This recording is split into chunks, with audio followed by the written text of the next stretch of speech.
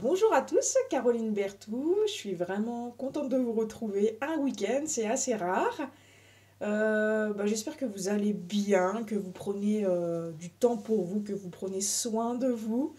Il y a beaucoup de personnes de malades en ce moment, alors je vous envoie toutes mes meilleures pensées. Courage à vous, tenez bon. C'est 2024, c'est la continuité de tout ce qu'on a vécu en 2023, donc pour certains beaucoup d'épreuves, je dirais que pour beaucoup, beaucoup d'épreuves. Après, ça dépend toujours de comment on le vit.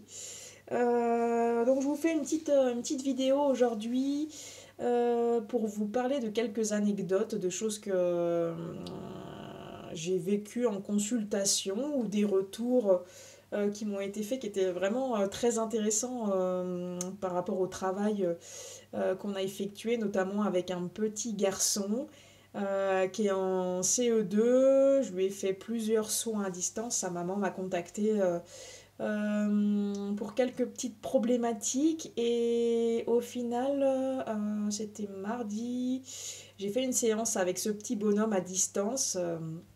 Et puis, il y a mon petit poney Mougli qui s'est invité à la séance, qui avait vraiment envie de travailler avec ce petit en connexion d'âme, en lecture d'âme à distance. Je tiens à le préciser parce qu'on peut faire vraiment à distance des travaux incroyables.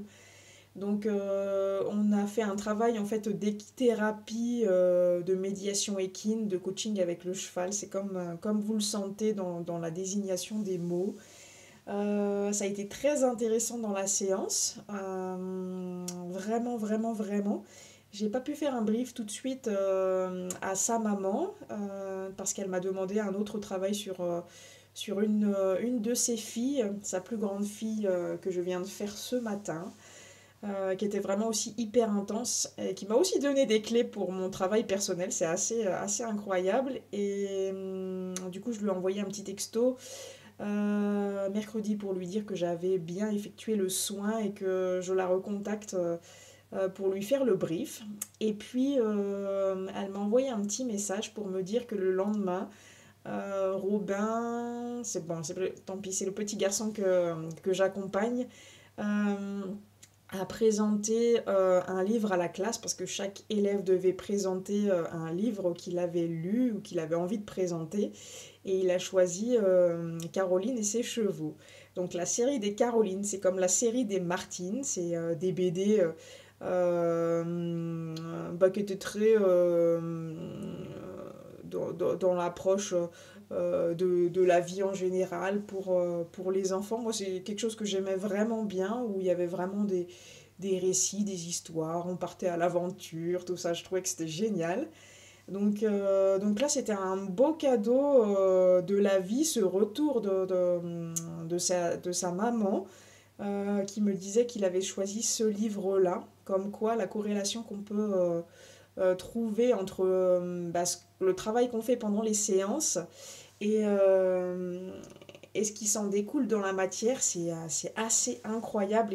Et ça, je voulais vraiment vous le partager parce que c'est un vrai cadeau. J'ai eu beaucoup de gratitude à ce moment-là de me dire, ben, vraiment, voilà, le travail que je fais, ça paye. Il y a eu beaucoup de progrès de ce petit garçon en seulement deux séances et ça a été assez incroyable. Donc voilà, affaire à suivre, mais je tenais vraiment à vous faire part de ce récit. Voilà.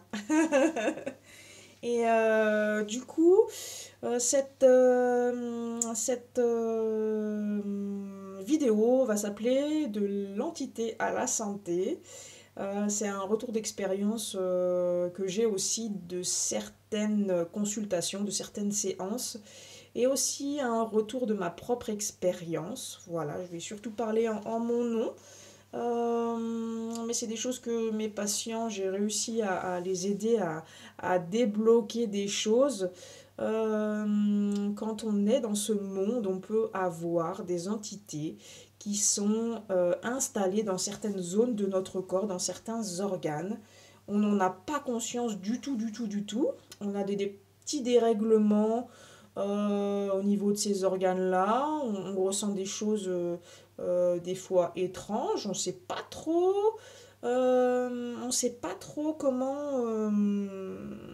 comment évaluer ces situations-là. Est-ce que c'est normal, pas normal? Est-ce que c'est les mouvements du corps? Est-ce que on se pose tout un tas de questions et puis à un moment donné, on a les clés. Et c'est à ce moment-là, quand on prend conscience de ce qui se joue, on va travailler avec les guides sur la libération de ces entités. Bien sûr, à faire en douceur et en amour, parce que ces entités, souvent, elles sont perdues. Elles se sont accrochées parce qu'elles étaient perdues et qu'elles ont vu de la lumière. Euh, Elles se sont accrochées aussi parce qu'il y a des failles, parce qu'il y a des mémoires de vie ancestrale qui ne sont pas réglées, euh, des problématiques récurrentes au niveau de l'estomac. Donc, pour ma propre expérience, je suis née avec une entité sur l'estomac qui pouvait me faire avoir des comportements alimentaires qui n'étaient pas forcément en accord avec mon être personnel. Je l'ai ressenti de plus en plus ces derniers mois, jusqu'à temps que vraiment je ressentais que ça bougeait dans mon estomac, que l'entité elle était prête à partir aussi. Donc on fait un travail d'âme à âme, en amour, où on raccompagne avec amour cette entité, on la déloge de là où elle s'est fixée, parce qu'elle s'est fixée, bien évidemment. Donc c'est souvent une entité qui a très peur d'aller ailleurs, parce qu'elle a connu que votre corps jusqu'à présent, en tout cas dans cette vie-ci ou dans les autres où elle vous a accompagné. C'est un sujet qui est un petit peu tabou, qui n'est pas très connu, ces histoires d'entités sur les organes. Et c'est vraiment quand on chemine avec profondeur sur ce parcours qu'on se rend compte que il existe tout un tas de, de situations qui vont nous amener à des compréhensions, à des conscientisations. Pour certains, ça ne parlera pas du tout. Soit parce que vous en avez pas, ou soit parce qu'il y a des peurs, des problématiques par rapport aux entités. C'est possible encore qu'il y ait des peurs, et c'est juste ainsi. Et cette entité que je déloge de l'estomac me laisse un espace au niveau de l'estomac. Je sens plus de mouvement, je sens plus. Ça fait comme si on tapait pour sortir d'un endroit où on n'est plus confortable. Bon, je pense qu'il faut vraiment le vivre et le vibrer pour ressentir ce que j'ai ressenti. Mais une libération vraiment incroyable. Cette entité au niveau de l'estomac, pour certaines personnes, ça va être des problématiques de développement de comportements alimentaires comme l'anorexie, comme le manque de sensation quand on mange, pas de plaisir, on mange parce qu'il faut manger, anorexie, boulimie, je sais plus ce que j'ai dit. Et puis tout un tas de schémas d'alimentation qui n'est pas au final en accord avec votre être profond. C'est quelque chose euh, qui est déréglé en fait, qui est déréglé dans votre être, dans votre présence je suis. Voilà, ça c'est vraiment hyper important de faire le lien entre ce que vous ressentez, ce que vous avez à libérer, ce que vous avez à conscientiser, le pourquoi du comment c'est arrivé sur vous. J'ai envie de dire, on s'en fout. Le principal, c'est vraiment d'aller libérer, et vous libérer vous et l'âme en même temps, l'entité qui est accrochée, qui est perdue, qui est souvent en souffrance. Donc quand c'est comme ça, on la renvoie sur des plans d'existence d'origine ou vers la lumière si c'est en accord avec sa volonté et la volonté divine, pour qu'elle puisse trouver la réponse à toutes ces questions. Et ça, c'est vraiment incroyable à vivre. Il n'y a pas de colère ou quoi que ce soit envers cette entité, parce qu'au final, Elle comblait aussi un manque chez vous, sûrement, chez moi aussi, sûrement.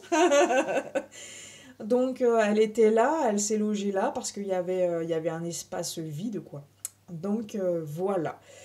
Ça, c'était la première expérience que moi j'ai vécue et d'après le récit de pas mal de personnes que j'ai suivies, où j'ai retiré les entités, où on a fait un travail sur la petite fille intérieure aussi pour savoir la provenance, si ça vient de la naissance ou si ça vient d'une scène en question, d'un moment de vie que vous avez eu plus jeune dans l'enfance.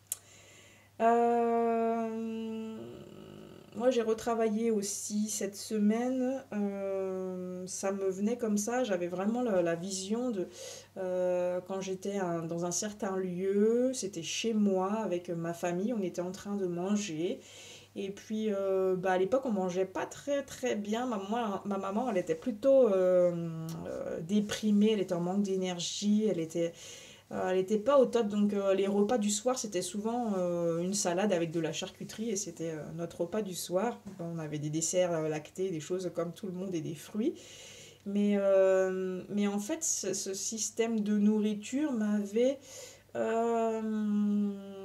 désaligné par rapport à la volonté de mon être, toujours. Et en fait, j'avais du coup attiré à moi une entité qui s'était accrochée sur mon sacrum et qui était vraiment euh, euh, qui était vraiment bah, malheureuse. Elle était un peu entre les deux mondes. Et puis, du coup, moi, j'étais poussée par cette entité, par manger plus déjà que ce que j'avais besoin.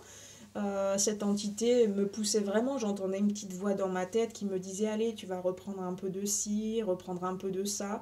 C'est comme si l'entité, c'est pas comme si, mais c'est l'entité vivait sûrement sa dépendance à la nourriture à travers moi. Voilà, et je pense que ça arrive à beaucoup de personnes. Finalement, les entités, elles sont présentes depuis toujours dans notre vie, qu'on les voit, qu'on les perçoive ou qu'on les perçoive pas.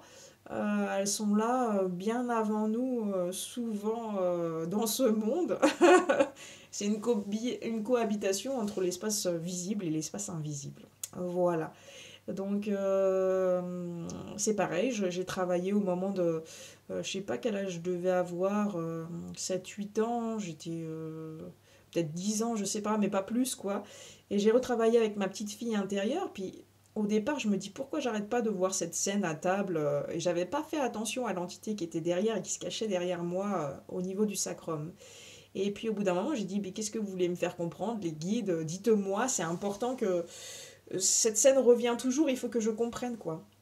Et là, vraiment, quand j'ai réussi à travailler avec cette entité et la libérer, qu'on se libère l'une et l'autre, ben ça m'a fait un déblocage au niveau du bassin. Bah, des douleurs sont remontées au niveau du sacrum, ça c'est sûr que je percevais pas cette douleur-là avant. Mais un déblocage vraiment incroyable et c'est comme si cette entité m'empêchait de m'incarner parce que elle me pompait de l'énergie et qu'elle était située au niveau de la zone sacrée et que cette zone sacrée, elle est connectée au chakra racine et quand c'est connecté au chakra racine, et ben on est forcément connecté à la terre, mais cette entité m'empêchait de me connecter réellement à la terre. Donc ça, c'était ces jours derniers. Et puis voilà, j'avais une dernière autre anecdote. Hier soir, je me dis c'est bizarre parce que j'ai un ovaire où j'ai vraiment tout le temps une douleur, mais ça fait que je la ressens, ça fait 1 an. Peut-être que ça fait bien plus longtemps qu'elle est là, et sûrement bien plus longtemps qu'elle est là. Et je me dis mais ça m'embête, je ressens toujours une gêne au niveau de l'ovaire, quoi que je fasse. J'ai toujours ma concentration qui va dessus. Et puis hier c'était un petit peu plus fort que d'habitude. Je me suis dit, ben mince, alors je vais quand même regarder ce qui se passe. J'avais déjà eu des entités aussi sur cet ovaire-là, toujours sur le même. Donc qui dit entité dit faille. Donc voilà. Donc je dis au guide, ben, est-ce qu'il y a une scène en question où j'aurais pu choper par acte sexuel ou autre cette entité qui se soit logée en fait dans l'ovaire. Et du coup on me montre une scène et là du coup j'ai compris que j'avais chopé par voie sexuelle cette entité et je me suis dit mais purée c'est vrai que je m'étais déjà aperçu qu'on pouvait vraiment choper tout un tas d'implants de choses vraiment pas top au niveau sexuel mais je pensais pas que ça soit possible qu'une entité forcément vienne s'accrocher et se loger et se nourrir en constance en fait de cette énergie. Et forcément, vu que c'est situé aussi sur la zone du sacré et du racine, j'avais un déséquilibre, un manque d'unité en moi-même. Je ressentais vraiment que comme si j'étais sectionnée entre le haut et le bas, mais que c'était pas normal. J'arrivais pas à, à me connecter à mon corps. C'était quelque chose de désagréable. Et quand j'ai libéré cette entité, ça a fait tout un tas de gazouillis au niveau de l'utérus, comme vraiment une libération hyper importante. Et là, à ce moment-là, j'ai retrouvé l'unité, j'ai ressenti que mon corps se réunifiait. Ça m'a fait vraiment bizarre parce que ça m'a déstabilisé, un truc de dingue. Mais dans le bon sens du terme pour le coup. Et puis cette nuit, ben, j'ai pas beaucoup dormi parce que je sentais que les choses se rééquilibraient en moi, que peut-être je devais avoir, que c'était nécessaire que j'ai de la conscience dessus. Mais je ressens que les choses se régénèrent, se réunifient. C'est vraiment un chouette cadeau. Euh, et puis bien sûr, une fois on a réussi à retirer l'entité, on a fait un travail pour refermer les failles. Et puis on a libéré aussi la mémoire en question euh, pour que tout soit OK. Voilà, parce que c'est important de libérer les mémoires en question, sinon le travail ne sert pas à grand-chose, la faille reste et ça laisse la place à une autre entité de venir. Donc c'est pas le top. Donc vous pouvez très bien vous reconnaître dans ce manque d'incarnation, d'ancrage, de difficulté à se connecter à son corps, perte de confiance, procrastination. Ça peut vraiment venir de l'entité qui bloque l'énergie en fait entre le haut et le bas de votre corps. Des fois, si vous ressentez pas, vous n'avez pas de sensation énergétique ou quand je fais un travail avec vous et que vous ressentez rien du tout, ça veut dire qu'il y a des déconnexions, il y a des choses diverses et variées qui peuvent interférer dans votre circulation énergétique. Voilà. C'est important si vous vous reconnaissez, si vous sentez que vous avez besoin d'un accompagnement, qu'on regarde, qu'on vérifie s'il n'y a pas quelque chose sur certains de vos organes où vous sentez que il y a quelque chose qui vous titille ou que ça revient souvent à votre esprit. Bah, contactez-moi, on fera ce travail ensemble avec joie. Moi, j'ai pris vraiment plaisir à travailler avec toutes les personnes qui m'ont contacté pour cette problématique et pour moi-même, les libérations que ça a fait. C'est assez incroyable. C'est fatigant, j'avoue qu'aujourd'hui je suis un peu fatiguée, mais je suis tellement contente de ce travail de libération qui s'opère encore actuellement. Enfin, ce travail il est tellement puissant et libérateur, c'est incroyable. Et, je voulais rappeler du coup dans ma façon de procéder maintenant pour les séances, on travaille sur une thématique en question. Et le travail maintenant se fait à distance. Je vous appelle, on fait un point sur la thématique à travailler. Ensuite, moi je vous dis, je travaille sur vous avec votre âme, d'âme à âme, tel jour, le matin ou l'après-midi. Et ensuite, j'effectue le travail et on fait un débrief par téléphone quand on trouve un moment commun. Et maintenant, pour chaque séance effectuée, je fais toujours d'abord, je vous offre du coup un soin énergétique complet de nettoyage et de rééquilibrage des chakras avant toute séance. Je commence vraiment par ça. C'est important que je reste alignée sur cette pratique-là parce que c'est quelque chose qui va vraiment permettre l'accessibilité des mémoires encore plus en profondeur à aller déloger dans l'inconscient ou dans la semi-conscience que vous pouvez avoir. Voilà. Je voulais juste vous donner un petit mot d'espoir pour toutes les personnes qui créent des super projets, qui ont du mal à mettre les choses dans la matière. Je crois que c'est vraiment important de ne pas lâcher, de continuer, d'essayer par divers moyens de faire connaître vos projets. Il y a beaucoup de projets novateurs qui font appel à beaucoup de créativité, beaucoup d'amour, beaucoup de lumière et ça, il y a encore beaucoup de personnes qui sont encore pas prêtes à accueillir tout ça. Et je vous invite vraiment à continuer, à persévérer, à faire les choses avec le cœur. Et ça va forcément à un moment donner, percer. Je regardais un film hier sur un joueur américain de la NFL qui a été très courageux et qui a jamais lâché. Il a toujours rêvé justement d'être joueur à la NFL, de joueur de football américain. Et puis, d'année en année, il n'était pas pris dans les équipes. Il était vraiment super doué comme quarterback. Et puis, au bout d'un moment, il s'est dit, ben, est-ce que j'abandonne pas? Non, pour lui, c'était sûr, il allait pas abandonner. Et puis, un jour, on lui a proposé du jeu de football américain, mais qui n'était pas dans la NFL, quelque chose de beaucoup plus rapide, de beaucoup plus sur un plus petit terrain. Et au début, ils pensaient que ça allait être un peu comme des animaux de foire où ils allaient devoir euh, en tout cas faire quelque chose qui n'était pas aligné avec lui-même, pas mal de singerie, il y avait moins de règles que le football et en fait grâce à ça, il a été repéré par une grande équipe de la NFL et il a commencé à jouer avec la NFL très tard, très tard, très tard. Il avait peut-être déjà 38 ans. Donc c'est déjà énorme de commencer sa carrière à 38 ans pour un joueur de football américain. Mais il a persévéré, il a fait des petits travaux, il a travaillé en supermarché, il a vraiment fait tout ce qu'il était nécessaire pour lui, pour pas lâcher en fait ses rêves. Et je pense que bah, c'est vraiment important de garder cette optique-là, de travailler. Nos rêves vont devenir réalité, on va ancrer les choses dans la matière.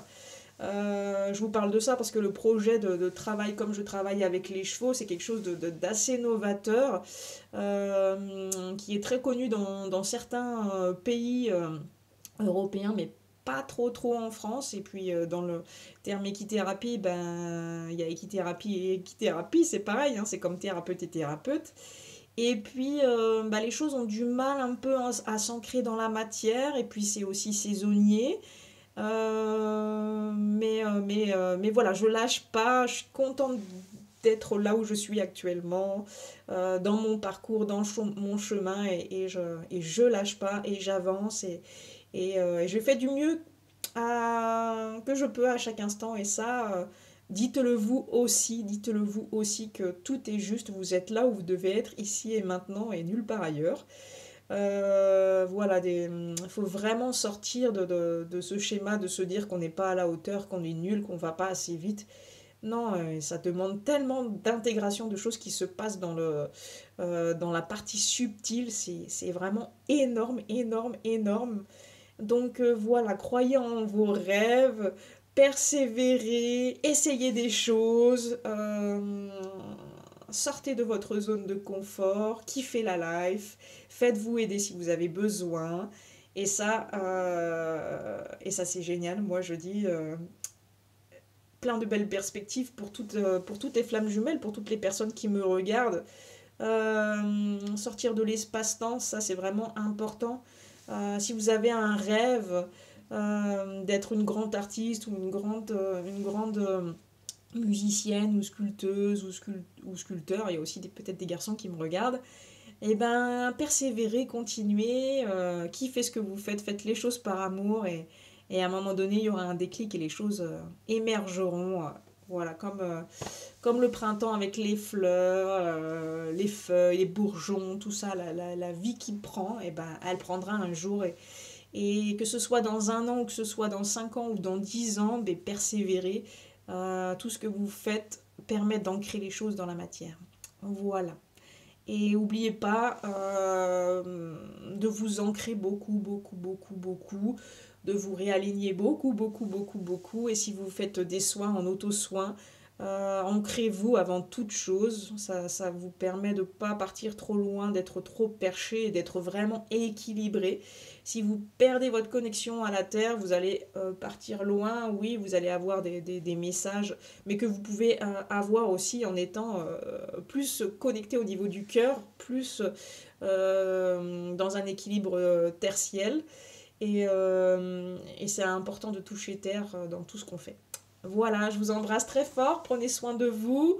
Je vous dis à très vite et puis n'hésitez pas à me poser vos questions par téléphone. Ciao ciao.